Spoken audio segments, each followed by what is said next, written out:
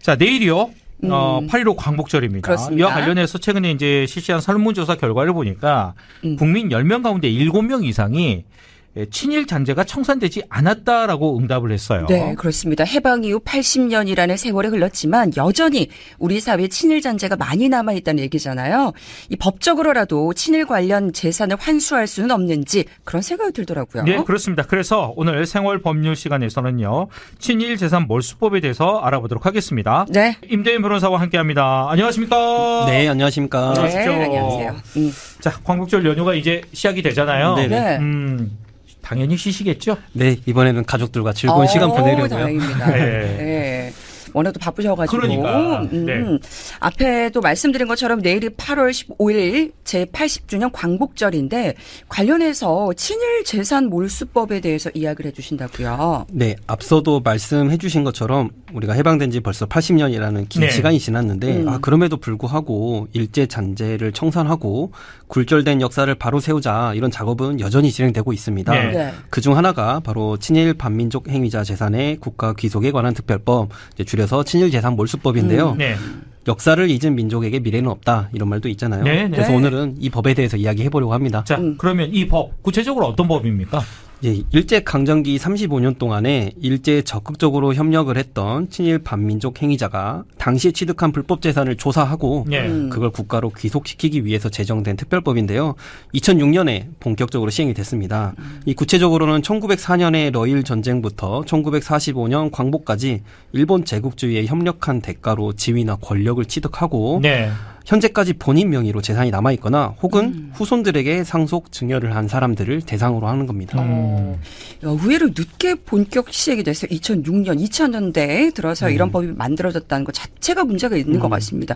그 이전부터 근데 뭐 분노 상당했잖아요, 국민들. 예, 맞습니다. 이 1990년대 들어서는요, 민족 정기를 바로 세우자는 움직임이 매우 컸습니다. 네. 1995년도에 저는 좀 어렸던 일이긴 한데 네. 기억하실지 모르겠어요. 이 문민정부 시절에 경복궁 앞에 자리했던 일제의 상징이자 우리 민족의 아픔인 조선 총독부를 폭파하는 일이 있었죠. 폭파했죠. 예. 예. 그리고 또 최근 영화 파묘에서 이런 일화가 나오기도 했는데 일제가 민족 정기를 말살하기 위해 백두대간 곳곳에 심어놓은 새말뚝이 있다. 네. 그래서 실제로 이걸 뽑자는 운동이 민관 주도로 2000년대까지도 이어졌습니다. 있었어요? 예. 네.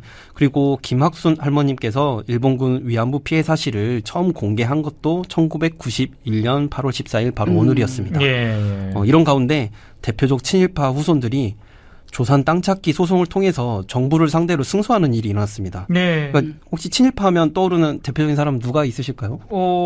누가 있을까요? 이완용 네네. 이렇게 그렇죠.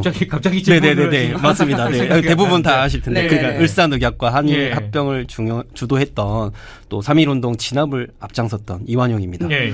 이 이완용이 일제 강점기에 전국에 보유한 부동산이요 예. 서울 여의도 면적의 5.4배에 달하는 어마어마한 규모였다고 합니다. 그러니까. 예. 예. 그런데 이완용의 후손이 음. 소송을 통해서 토지를 돌려받아가는 일이 발생했습니다. 음. 이게 국민적으로 공분을 샀고 이 법의 제정에 불씨가 됐습니다. 예. 실제로 이완용의 증손자가 환수받은 토지를 30억 원 가량에 매각하고 캐나다로 이민을 갔다 이런 기사도 있었습니다. 예.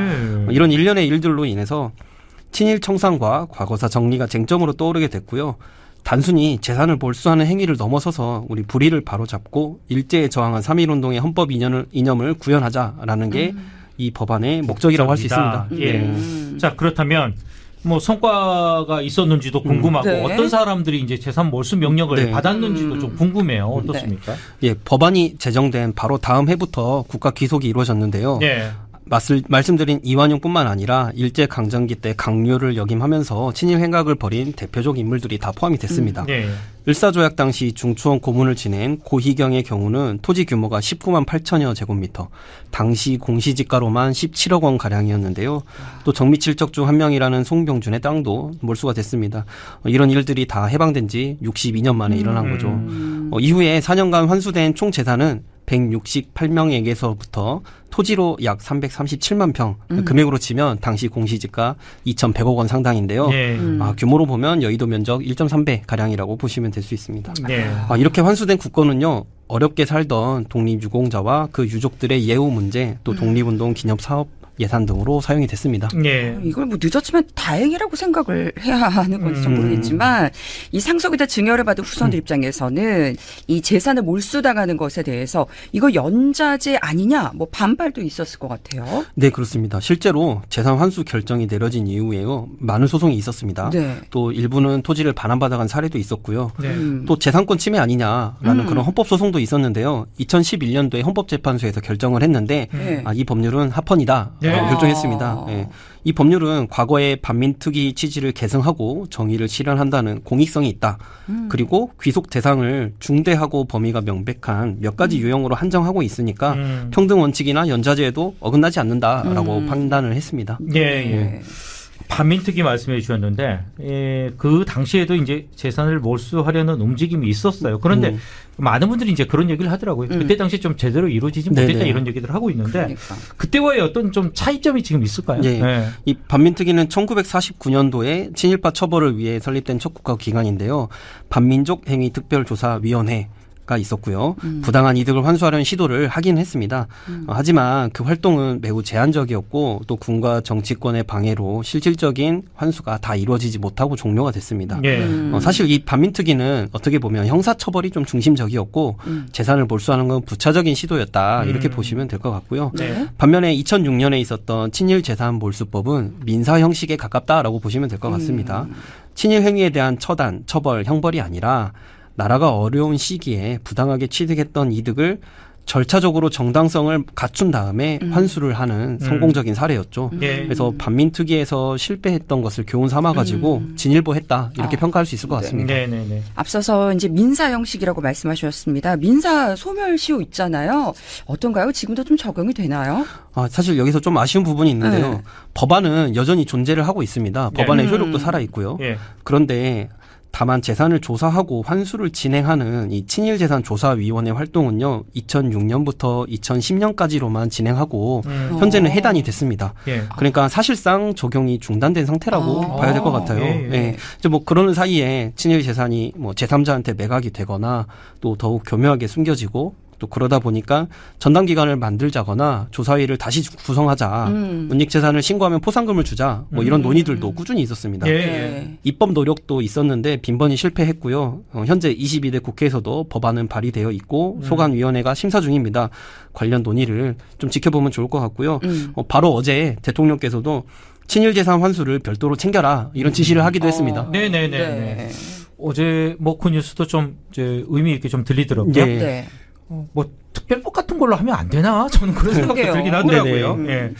변호사님 개인적으로는 이 친일 재산 몰수법의 의미를 어떻게 좀 해석을 하는지 궁금하네요. 예. 제가 앞서서 몇 명에게 어느 네. 정도 규모로 환수가 됐다 이렇게 말씀을 드리긴 했는데 단순히 경제적인 효과로만 계산할 수는 없는 것 같습니다. 그렇죠. 예. 아무래도 과거의 잘못을 바로잡고 역사를 바로 세우는 일이기 때문에 미래의 밑거름을 만드는 일이고 우리 역사에서 의미 있는 전환점이 된다고 생각이 하고요. 예, 예. 그리고 이 법이 단순히 항상 단죄만 하는 의미보다는 민족의 자긍심을 회복하고 네. 우리가 미래로 나아가기 위한 도구로서 역할을 했다.